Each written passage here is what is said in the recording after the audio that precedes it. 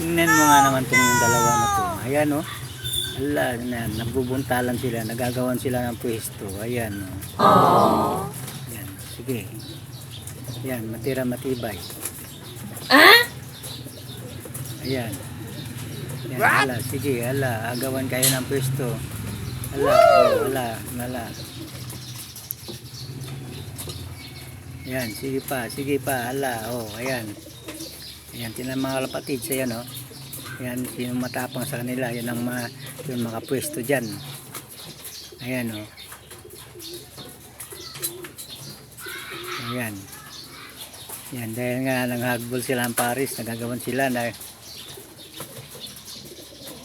sino makauna sa pwesto dyan. Ayan, yun ang makapangitlog dyan. Ayan, sige, ala. Sige, banat, ala, tira.